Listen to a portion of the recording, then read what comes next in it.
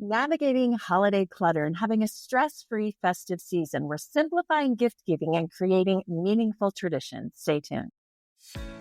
I'm Natalie Tysdal, a journalist who decided enough is enough. I left a career that looked glamorous to do what I was scared of doing, going out on my own. I'm a married working mom of 3. On this podcast, we're going to talk about issues that really matter. Why am I not sleeping? What's up with that diet everyone's talking about? Are my kids falling behind? How do I leave that job and start over? Welcome to the Natalie Tysdal podcast. I'm so glad you're here. Ever feel completely overwhelmed by the holiday clutter? Today's episode is such a gem. I'm talking to one of my favorite guests, decluttering expert Katy Wells. We're going to talk about how to stay mindful during the holiday season. We dive into the stress that comes with the holiday stuff. We share practical tips to keep it simple.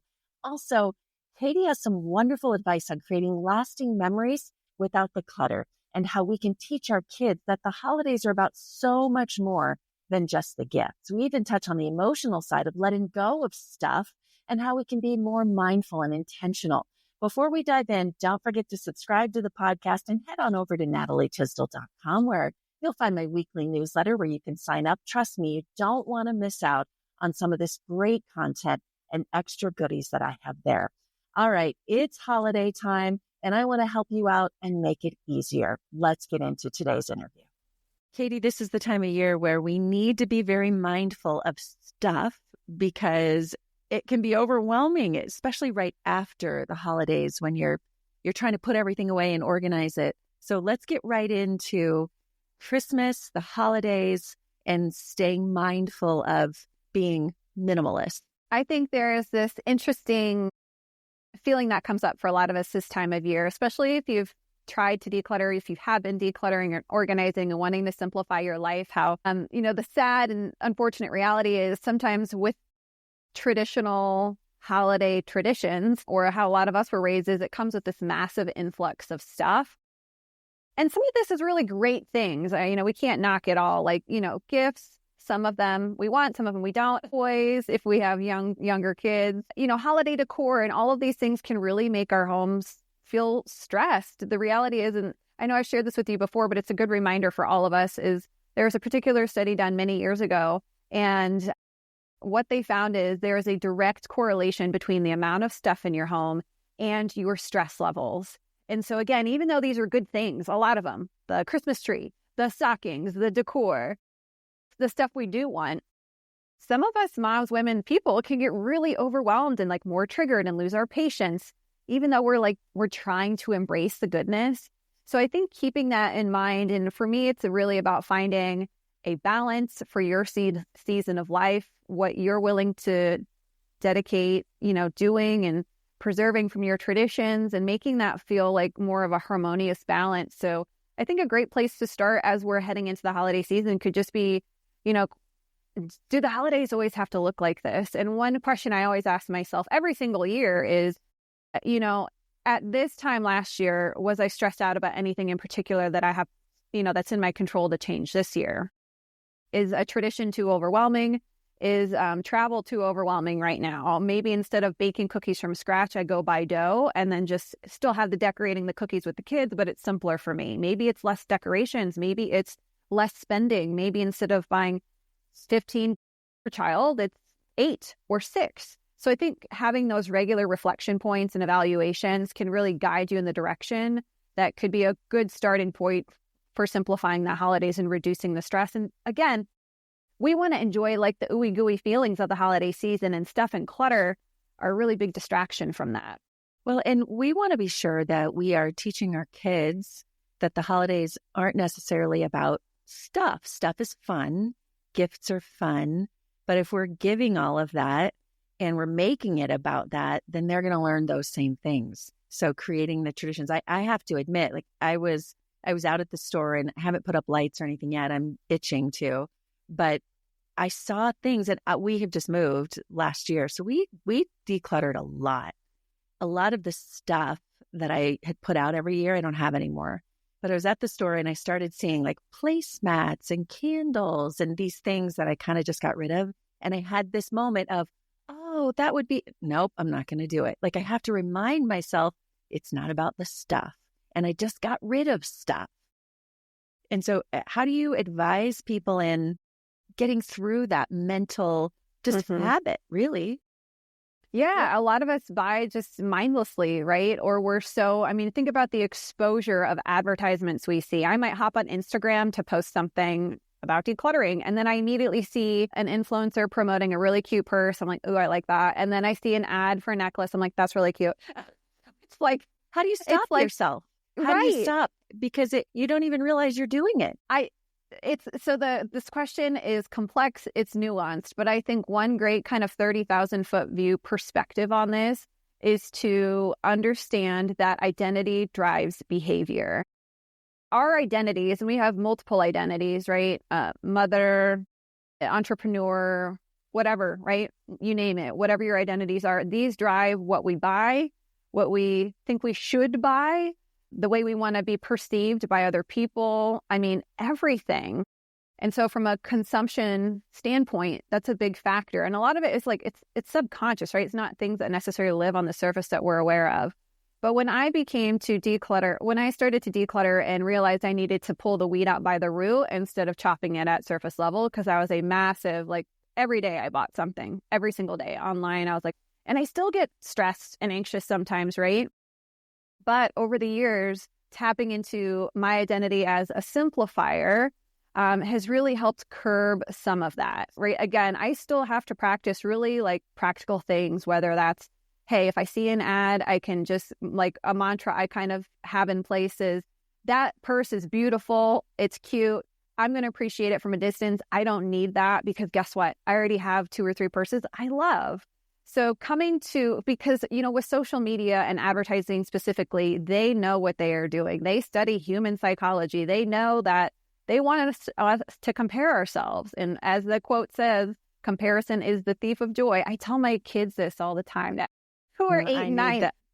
I need to be saying that too. Mm-hmm. Yes. And I remind myself of that, and fear of missing out, right? That scarcity, like, oh, it's only on sale now heading into the holidays when everything's on sale, but really that's a dangerous one. I've noticed it's so tantalizing, and it's like, we all love a deal. You can't take that out of people.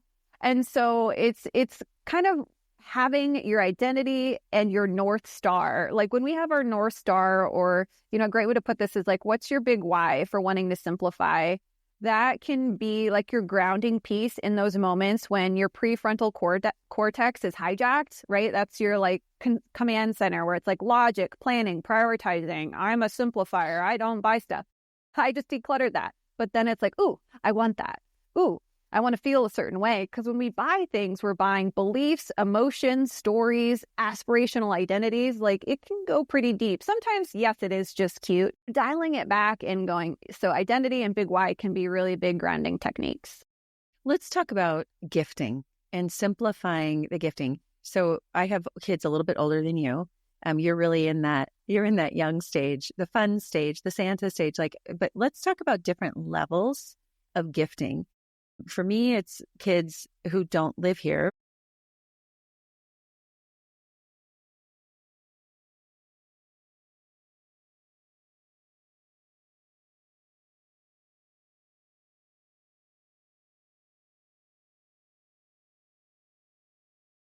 I want to share 5 different categories that I love for clutter-free gifts. So the first one, and this is a personal favorite, and again, you have to play in and customize these to the personality that you're gifting to. And you also, while I'm talking through these, Natalie, think about like if they inspire you to create your own wish list. You're simplifying still. So my favorite as a mom in my season of life is time-saving gifts. So these are gifts that really lighten your load by cutting down on regular tasks, everyday tasks, and you get more time back. I want more time.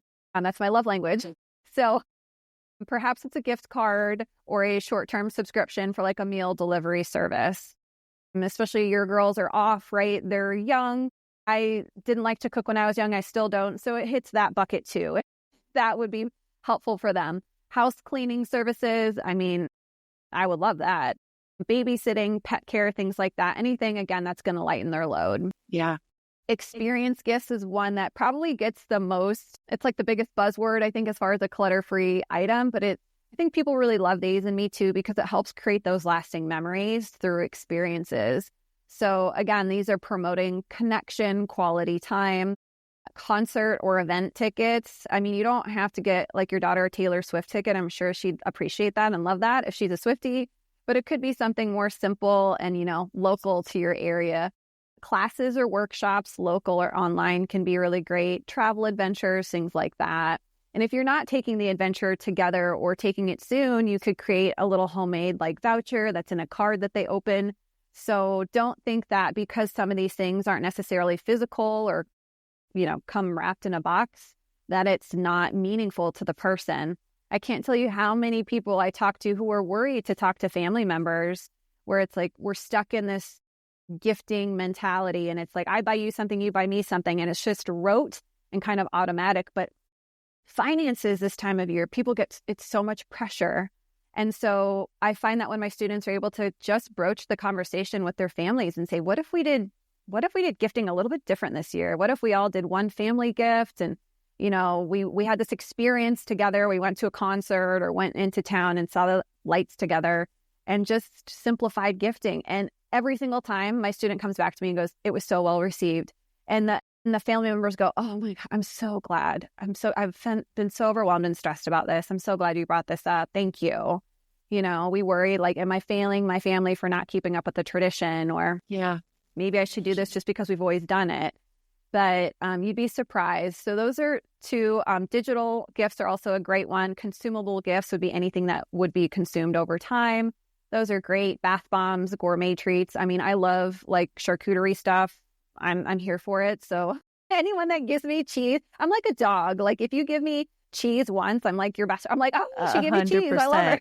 Yes, I agree. And then you've got your like DIY homemade stuff, which would be for more the people who are into that. Certainly not me, but it can feel meaningful. And if you have the time and energy to do that, it really does. That thought is what goes a long way. So those are 5 different categories we can kind of get creative with and customize to the receiver. When it comes to approaching this as a family, like let's start with like your immediate family and you've got kids and you want to change things. You're like, I want to be about more than just like the pile of gifts that the kids walk down to. How do you as a family say, this is what we're going to do this year to make it meaningful and without feeling like you're disappointing them? Right. You don't want to feel like it's restrictive and we're losing the magic and all these things. For me, it's not just one conversation. It's the initial conversation, whether that's with your partner and your kids or your extended family.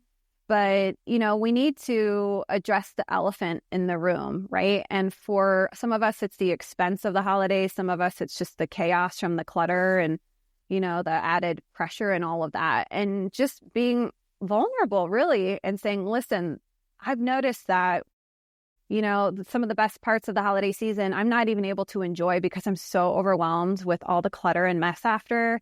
And I'm the one that's responsible for that in this home. So what are some ways that we can simplify the holidays where me, mom, can enjoy it a little bit more and also, consider how it's impacting other people. Maybe your partner doesn't feel or see the clutter and doesn't have that negative impact as much as you, but maybe your partner really is like paying the credit card bill and that stresses them out. So bringing in these different pieces that are relatable and resonate with your family can help them understand context to why you want to simplify versus being like, wait, I'm not getting as much stuff as I normally do. Like, what? Hold the brakes, And so that's a great place to start.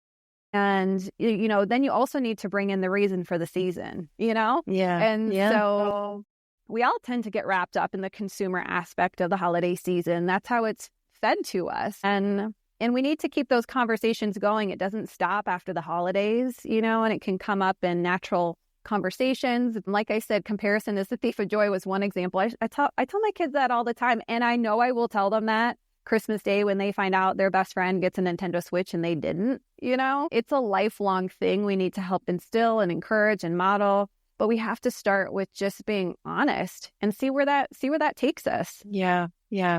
When it comes to our kids giving us gifts, I've found that they feel like we have to reciprocate and have to come up with something. And I don't need stuff. One year I told my kids, and I want your take on this, like, I don't want anything you didn't make for me. Because, now I have a lot of like made picture frames and little photos. And how do you tell that your kids that? Something like, hey, this year for the holidays, will you only buy me what's on my wish list versus buying, giving me stuff that ultimately becomes clutter. No matter kind of what the conversation is, the thread and the theme is the same. And I think it's really like it's bringing in some boundaries into the situation. And I think one of the best ways to invite that and make it fruitful and less awkward or less challenging is to invite the other person into it with you. And perhaps that conversation could look like similar to what we just talked about. Hey, you know what? One of my favorite memories when I was a kid was making holiday cards for my dad. That was one of his favorite things. And, this year it would mean a lot if that's something you did for me. Is that something you have the time and energy and are willing to do? And if not, how could we shift gift giving or, card giving in our family? Because that is really what means the most to me. And then start there. And when we can invite them into the process versus being like, this is what I want or don't get it. Because, right, we have our different love language. Like some people really love to go to Walmart maybe and pick up a card. So maybe they do both, right? And it fulfills kind of both of those types of personalities. I think the value of inviting them into problem solve with you, if you want to call that. Yeah. And maybe it's a family meeting before gift giving and buying starts of how we're going to do this year. Let's talk about preserving the memories. So we've just, because we moved and gone through big purges recently, we've done the digital. We've kind of taken boxes and gone digital. How do you advise people in that? I still have boxes of stuff I can't, even after I digitize it, I feel like I can't get rid of it. Got boxes of tapes, they're digital. I'm like, and same thing with photos. There's some kind of, I don't know if it's guilt over throwing away these. So you've done the first step, which is digitizing, which can be a big game changer. I would say a powerful reframe I would offer you, Natalie, and the listeners today is specifically for digital clutter, but this applies to all, is focus on curating and not collecting, or in other words, in this case, you could say preserving. Right? I think of art curators. Curating art is an intricate process. It involves selecting, organizing, like presenting like the best of the best, right? In a way that conveys a meaningful message for the person who's walking into that art gallery. And when they're displayed together and it's like you see the pictures and you're like, oh, you see the story, you feel the feelings, all the things. There's a big difference between curating, walking into a museum that's been curated versus just them slapping a bunch of artwork that they like on the walls, right? And collecting is acquiring. And so it sounds like that's still, like, even though you've digitized some of it, you still have a lot of it. It's still collected in a sense. And so that's probably why you still feel like you haven't made progress, because it's still there. Nothing, like the volume hasn't changed, even though you have been able to get rid of some of the physical stuff that's been digitized.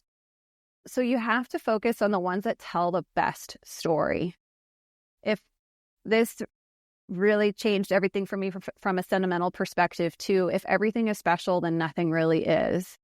So think of like your best of the best playlist. Like I love the Beatles, I love Led Zeppelin, but there is something so special about popping in, at least when I was used CDs when I was in high school, I'd put in the best of playlist, right?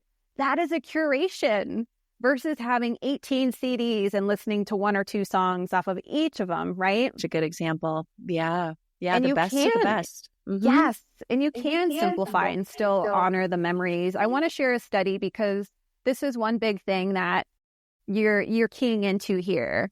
There is something psychologically that happens through the declutter process, whether it's digital or whatever, that kicks up a roadblock for us. It feels overwhelming, and typically it's something that comes up from something called loss aversion. And that's the fear of losing a memory tied to an object. So if I digitize this thing, or if I get rid of these albums, or if I get rid of the digital clutter that now I've created for myself, do I lose the object, or do I lose the memory forever? And a study done, I think it was maybe a college in Pennsylvania, had people take photos holding their sentimental objects, which I know sounds silly, but they were holding a photo sometimes of family or whomever. And they were able to let go with confidence those photos because they knew they had a photo of themselves with it. So it completely reduced that loss aversion fear. Every one of us experiences. That's part of our humanity, right? And not only did they let go with confidence, there was no regret. And oftentimes they never looked back at that photo. It was just knowing that it was there if they needed it. So things, are you saying like the childhood teddy bear, like can't get rid of it, but if I take a picture with it, now I can get rid of it? Wow. Yeah. I think it's funny, when I have a little small keepsake bin for each of the boys where paperwork and artwork, like the best of, I'm curating it, inside this keepsake box that when they're 18 or whenever they move out, who knows, I will hopefully pass on to them, right? A lot of us think on the surface level, like, oh, I'm doing this for them. I'm creating these, saving these memories for them. But really, it's for us if we dig a little bit deeper. Like it holds a special time in our lives, like when they were babies or all these different things. And it's human, but it can get tricky if we expect them to care just like in the same way we care, So, yeah. And it's pushing that on them. Like when they move, I think I remember that when I moved out and my mom said, here's your box or boxes. And I'm like, oh, I don't really need those. And she's like, well, we're downsizing. We don't need it. So you're almost pushing that on your kids if you give them very much because they don't necessarily want to move with all that stuff. Yes. And it's not necessarily transferring the memories because they might not have a memory or care about the stuff. It's transferring the responsibility. And, I've had a lot of students over the years where their mother-in-law or whomever, maybe it's their mom or dad, will just dump boxes of stuff in their house from their child, from, their and go, I don't want this. This is for you. But they expect them to hang on to it because they're sentimentally attached, but they don't want to keep it in their house. And I had a student who had a mother-in-law say, next time I come over, I'm going to make sure you haven't gotten rid of any of this. So would you believe the amount of pressure? And, as someone who worked so hard to simplify her home, every time her mother-in-law came over, she brought something. So there was definitely ongoing conversations, boundary setting that needed to come into that.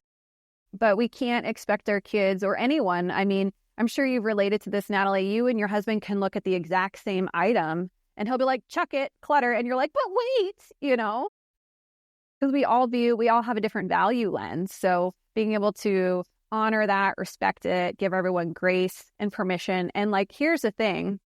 It's okay to be sentimental. It's okay to, give yourself permission to feel the feels. And I think especially with sentimental things or your kids' babies' items, I tend to want to take the easiest way out. And one of the easiest ways to make progress through sentimental things is to let time do the heavy lifting for you. So I have one sentimental box and I revisit it once a year to let the things do what they're supposed to do, spark the memory, remind me of something, make me feel a certain way, which is why we keep them anyway, right? So we can experience that. And I let go of 4 or 5 things out of that box once a year. And it's no pressure. Of course, that's through a lot of,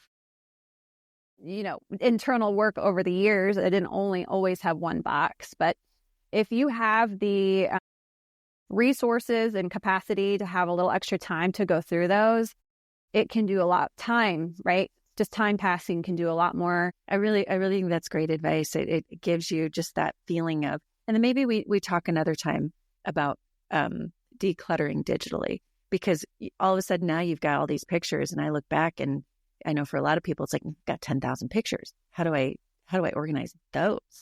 And do I preserve them? And so let's save that. Let's do digital decluttering another time. We always come up with more topics, don't we?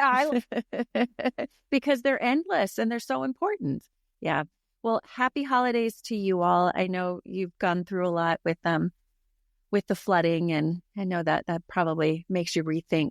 By the way, for those that don't know, Katy's was in kind of the flood zone, and that probably makes you rethink a lot of stuff too, doesn't it? I think for me, it's reinforced the philosophy of our humanity when it comes to stuff, which I've always believed in. And I think a lot of experts in my field really dismiss and I think it creates a lot of shame and guilt for people. But in my town, seeing people lose their homes, it's heartbreaking, and lose their stuff and not on their terms, like through decluttering or this intentional process.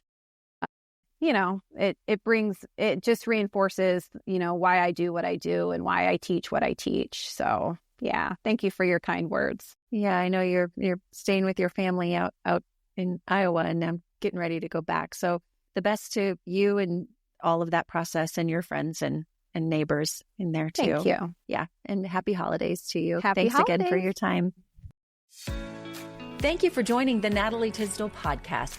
You can follow along on Instagram and at natalietysdal.com. Subscribe to the show to catch every new episode, and leave a review so I can continue to bring you fresh content. See you next week.